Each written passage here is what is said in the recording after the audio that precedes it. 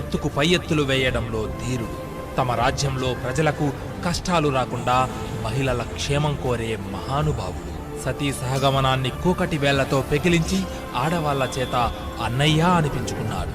మరాఠా సామ్రాజ్యాన్ని నెలకొల్పి మొఘల్ సామ్రాజ్యాన్ని ఎదిరించాడు. ఆ పేరు ధైర్య పరాక్రమాలకు నిలువెత్తు నిదర్శనం. అతనే శివాజీ రాజే భోంస్లే. అతనే ఛత్రపతి శివాజీ.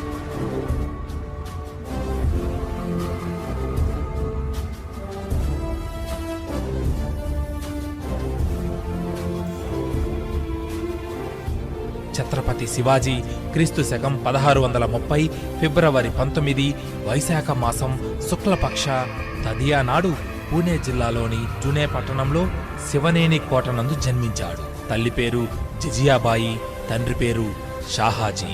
తన తల్లి అయిన జిజియాబాయి, సంభాజీ తరువాత పుట్టిన వాళ్ళు అందరూ మరణిస్తూ ఉండగా శివై అంటే పార్వతీదేవి పేరు శివాజీకి పెట్టుకుంది.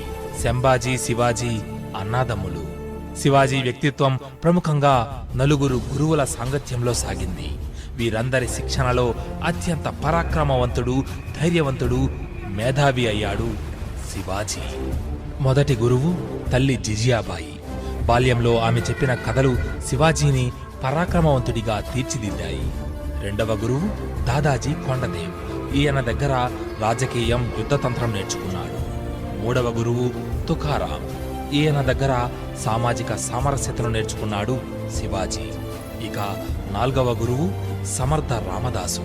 వీరి దగ్గర ఆధ్యాత్మిక హైందవ పరిరక్షణనే జీవిత పరమార్థమనే విషయాన్ని నేర్చుకున్నాడు. ఈ విధంగా శివాజీ వ్యక్తిత్వం అన్ని రకాలుగా అత్యంత శ్రేష్టమైనదిగా తీర్చిదిద్దబడింది. ఓసారి శివాజీ తండ్రి అయిన షాజీ 12 సంవత్సరాల శివాజీని కూడా తను పనిచేస్తున్న బీజాపూర్ సుల్తాన్ దర్బారుకి తీసుకువెళ్ళాడు. సుల్తాన్కి సలాము చేసిన తండ్రి కొడుకుని కూడా సలాము చేయమన్నాడు.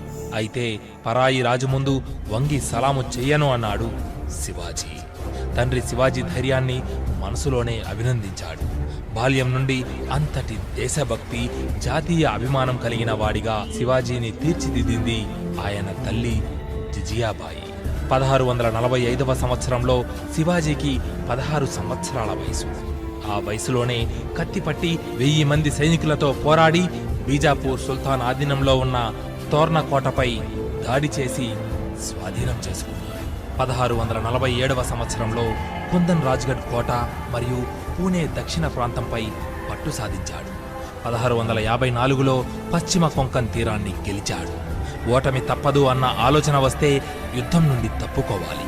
అనువైన సమయం వచ్చినప్పుడు దాడి చేయాలి, దక్కించుకోవాలి. దీనిని ప్రపంచానికి మొట్టమొదట పరిచయం చేసింది శివాజీ.